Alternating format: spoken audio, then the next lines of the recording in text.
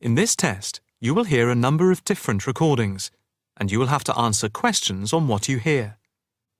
There will be time for you to read the instructions and questions, and you will have a chance to check your work.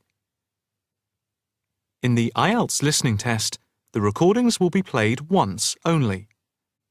The test is in 4 sections. At the end of the test, you will have 10 minutes to transfer your answers to an answer sheet. Now turn to Section 1.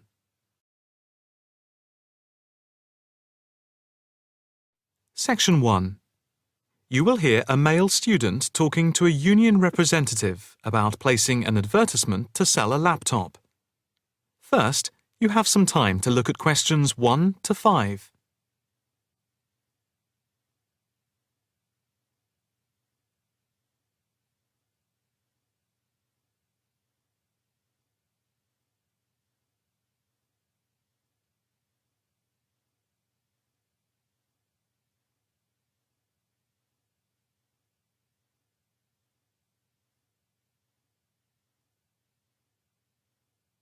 Now the test will begin. You should answer the questions as you listen, because you will not hear the recording a second time. Listen carefully and answer questions 1 to 5. Hi, I'm Debbie. How can I help? Hi, my name's David. I'm just looking to place an advertisement on the main union notice board to sell a laptop and a few accessories if that's possible. Sure, that's not a problem. I take it you are a member of the Students' Union? Yes, I am. Right then. I'll just get a form up. And as there is no one around and it looks as if it's going to be quiet for a while, I'll just type the details straight into the computer for you. Thanks very much. No problem. Shall we just title it Laptop for Sale? Yeah, okay. Can you describe it generally? Well, it's in very good condition. In fact, it's hardly been used. Why are you selling it, if I may ask? Well, I've got another one which is much lighter, and I don't really need two. I see. What weight is the one you're selling? It's 3.5 kilograms. That is heavy these days. Can you give more details about the one you want to sell? Right. Well, it's an Allegro, and it's got all the latest programs. Okay. What about the memory? The memory is only 0.5 gigabytes. And what about the screen size and the other features? Oh, well, the screen is, well, let's see, it's 37.5 centimetres with a standard size keyboard and a touchpad. But I've got a cordless mouse that I can put in with it if necessary. Well, some people don't like using a touchpad. What about ports or holes for attaching things to the laptop? It's got 2 ports. More modern laptops have more than 2 ports for all the extra attachments. They do. Let's see, what else is important? Oh yeah, the battery lasts for 2.5 hours, which is okay, but not enough for long train journeys. But one thing is that it's not wireless. Right, okay, not wireless. Before you hear the rest of the conversation, you have some time to look at questions 6 to 10.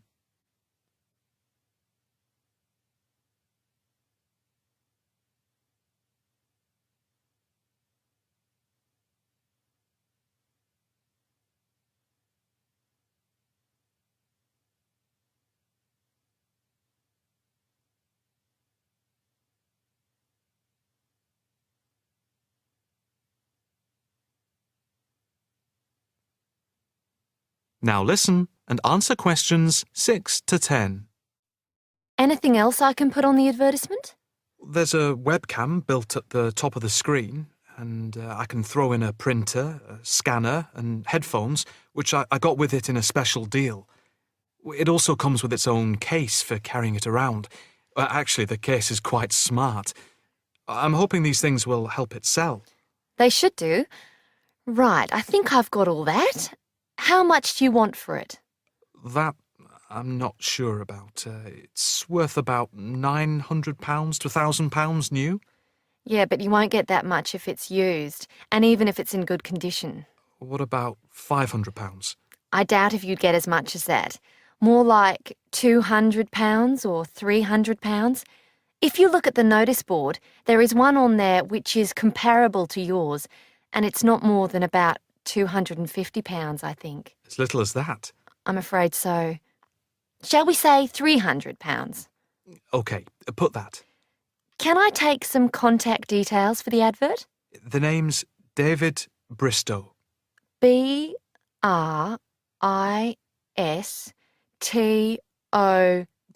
Yes, that's it. And a mobile or email? Both, if you want.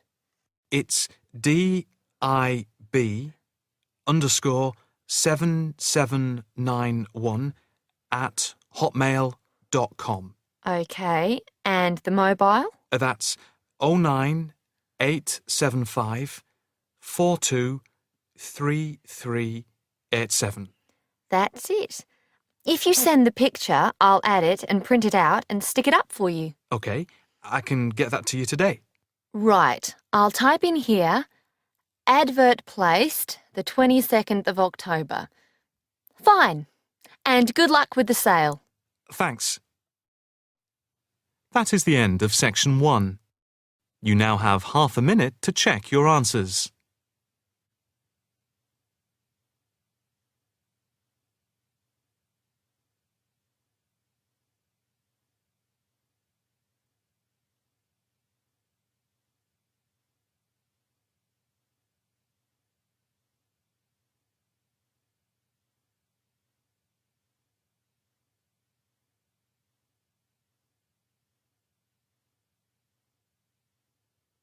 Now turn to section 2.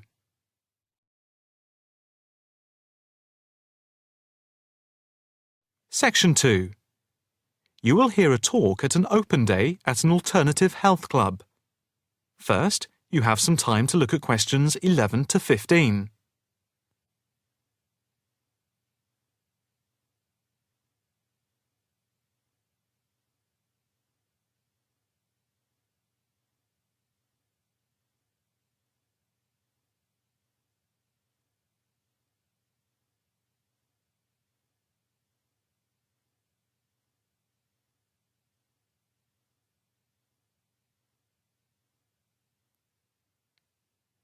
Now listen carefully and answer questions 11 to 15.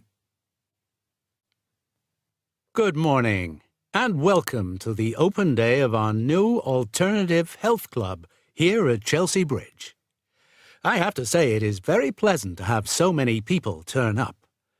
My name is Harry Wilkinson, and I work as one of the 9 permanent staff members employed here at the club.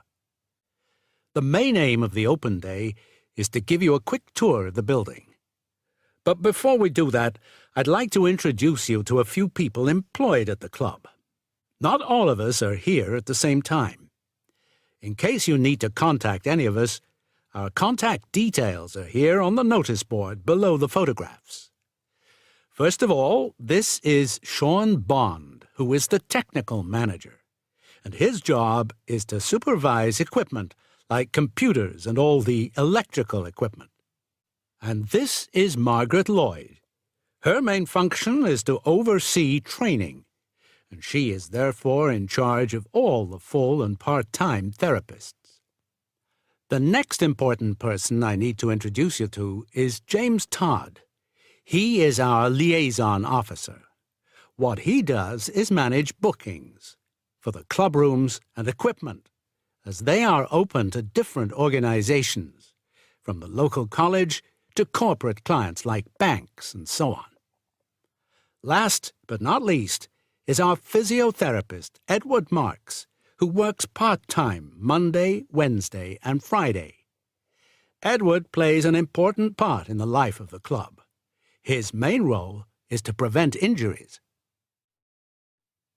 Before you hear the rest of the talk, you have some time to look at questions 16 to 20.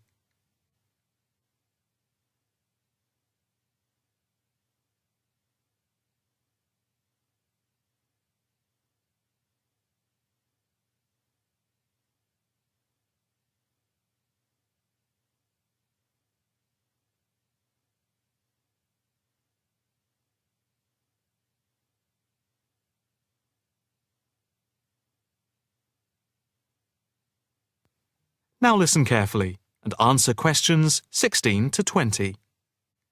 Now for the various amenities. You'll see that the club has quite a large capacity and is arranged over 3 floors. There is a lift by the reception and the stairs. On the ground floor there are 2 large halls which are used for yoga, tai chi, Pilates, and dance and fitness classes for different age groups, with a shop and cafeteria over here. On the first floor we have a full range of fitness machines, which are available in the large central hall, around which there are various offices.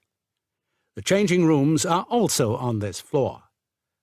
On the second floor, there is a series of small therapy rooms with waiting areas for clients. These may be booked by individual therapists. There are also 3 classrooms, which are used for teacher training and group therapy classes. We have a very extensive therapy training program accredited to the University of Manwich, with training in counselling, for which we have 3 programs at the moment.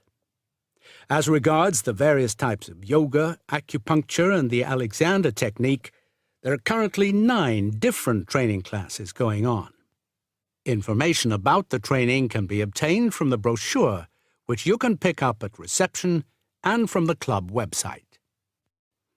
There will be a chance to talk to trainers for those interested in counselling this Saturday at 10 a.m. For yoga, etc., there will also be an informal gathering of trainers on Thursday at 4:30 p.m. So, if you are interested in becoming involved, this is your chance. That is the end of Section 2.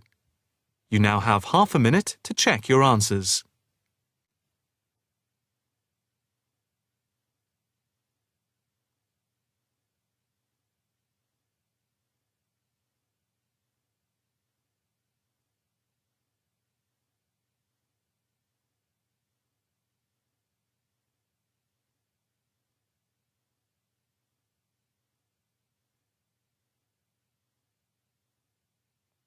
Now turn to Section 3.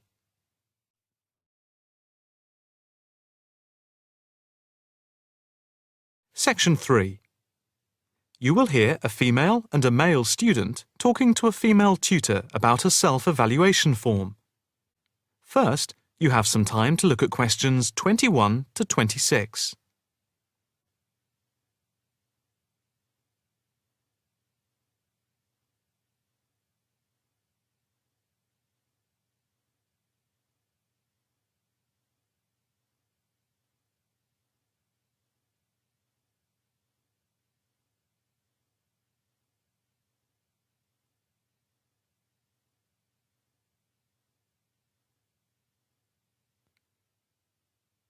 Now listen carefully and answer questions 21 to 26.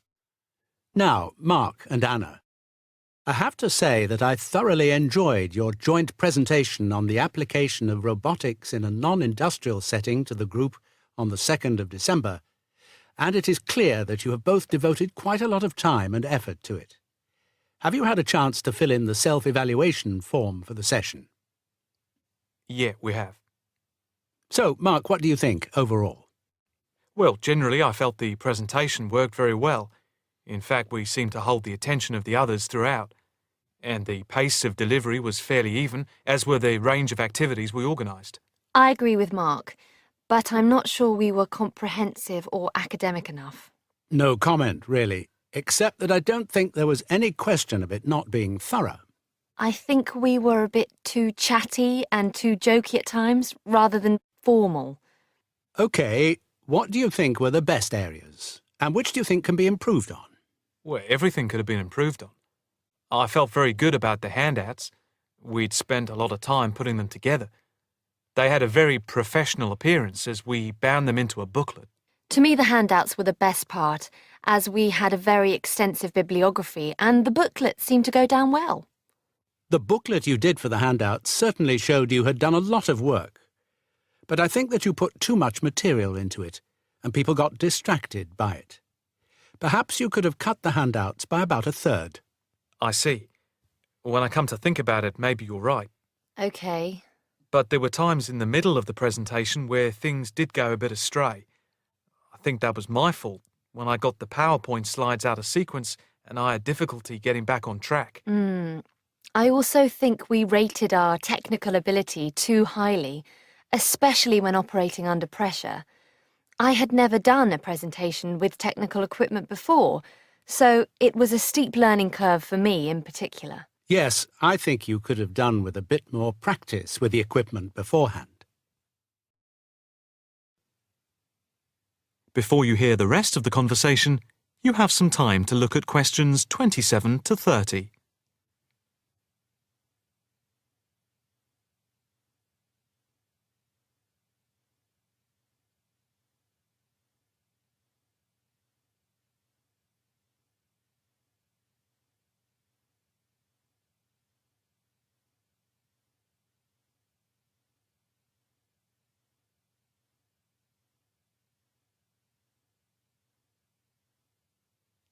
Now listen carefully and answer questions 27 to 30. What about the next item on the feedback form? The aims and objectives. I think they were very focused, and we followed them through well, I think. We wanted to show how Europe was lagging behind other areas of the world. Yeah, I think they were clearly set out. Yes, agreed. No comment there. The diagrams and charts were appropriate. Yes, I have put that too. They did work well in helping to illustrate and break up the presentation by cutting down on the number of words and text on the screen. What about delivery? Well, I think our performance was average. It was difficult to coordinate speaking and presenting the material at the same time. I was quite self-conscious of what I was doing. It was down to a lack of experience. Unfortunately, both of you had the habit of standing in front of the projector, so you kept blocking the image on the screen. To me, this is the area that requires the most improvement. The section on the predictions of the commercial application in the future, I think, appeared a bit haphazard. To me, it was a weak point of the presentation. And I think that some of the slides could have had fewer words. And we could have done some fancy graphics with the words. If you had to give yourselves a mark overall, how much would you give out of 10? 6, maybe? I'd be happy with that. Though bits were probably nearer a 7. So I'd say a 6. Anna, what do you think? I think for me it's perhaps a 7. OK. Did you find the task and the evaluation useful? I think... That is the end of section 3. You now have half a minute to check your answers.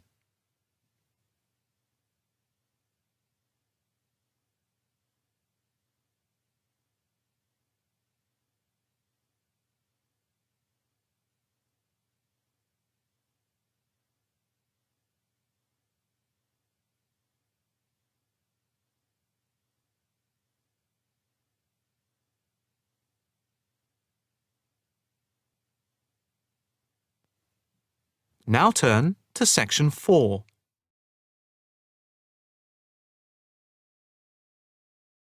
Section 4. You will hear a talk on local businesses at a university business centre. First, you have some time to look at questions 31 to 40.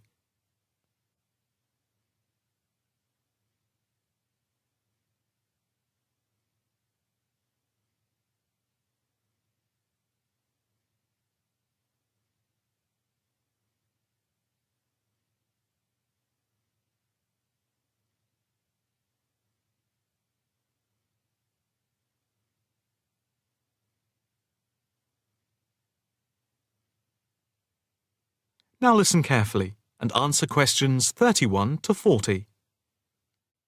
The subject of this evening's talk at the North Bank Business Centre is local businesses in the area surrounding the university and the benefit they bring to the employment prospects of people in the local area, especially young people at the beginning of their career. We established the centre in response to approaches from several business people in the area who had wanted to start up new businesses but who had not managed to find any help locally and did not know where to turn. Moreover, they had all, without exception, come up against enormous bureaucratic obstacles. We therefore invited them in as a group to meet the members of the department and the students. Stemming from that is the centre, which now focuses mainly, but not exclusively, on business startups. Just after the centre was set up, snapshot research conducted by the department over the telephone gave some startling results. The information about local businesses revealed that 3 out of every 10 local business startups that we could collect information on had failed within the first 6 months, and another 5 had gone within the year, leaving only 2. The most common reasons given for the businesses closing were, first, high rents, which are 33% higher than the national average due to the area being very central. Second, lack of knowledge about grants, basically because of ignorance about how to access them. And thirdly, a lack of business support, because they did not know where to obtain advice from. Since the centre came into existence 3 years ago, we have helped change this climate of failure. The current statistics show a remarkable turnaround in the fortunes of local businesses. And now, after a year, only 2 businesses close out of every 10, compared to 8 before the centre was set up.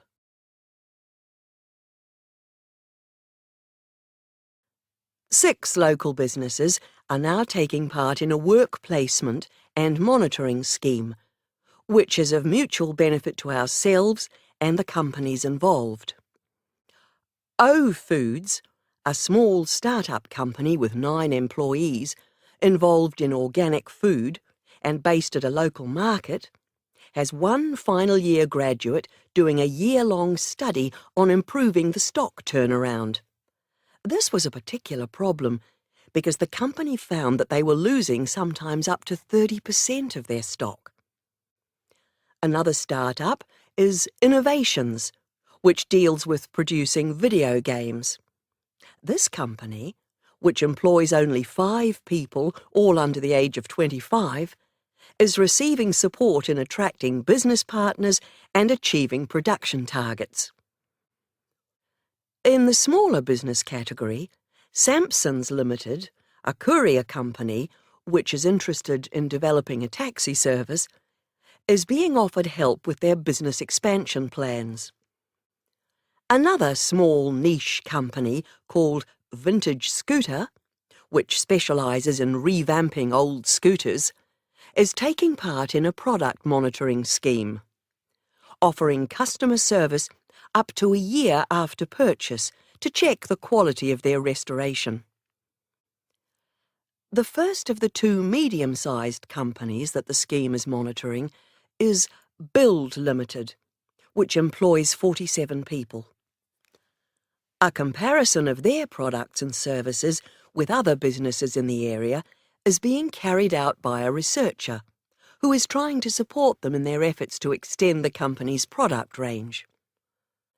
The last company, Jones Systems, is perhaps the most interesting because it has been the victim of considerable personnel problems, which have been affecting the day-to-day operations of the company.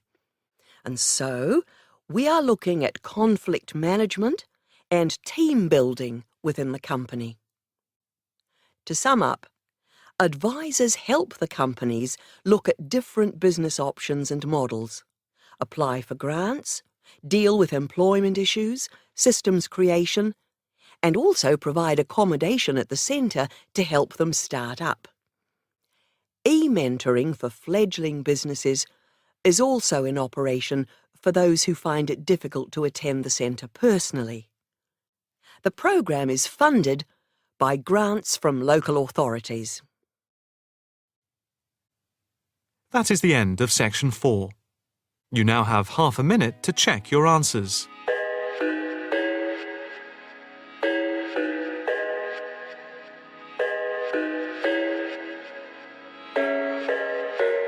I thought I had it figured out, believed it We were meant to be, no doubt. A teenage love.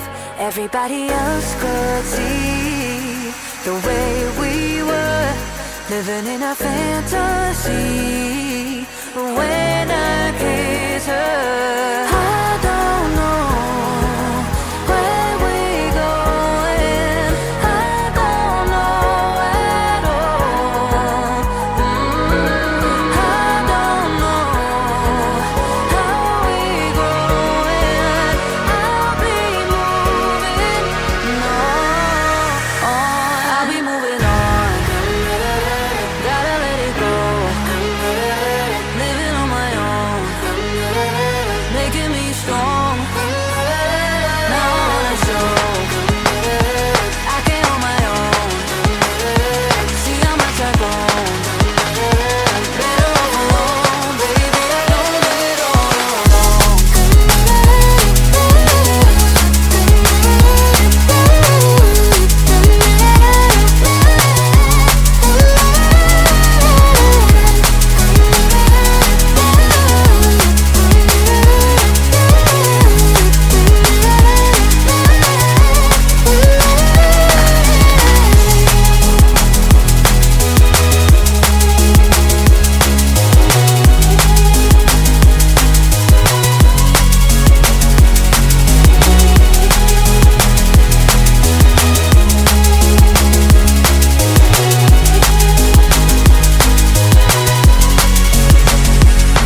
So sorry for the heartache and saying goodbye, for wasting your time, for wasting your time.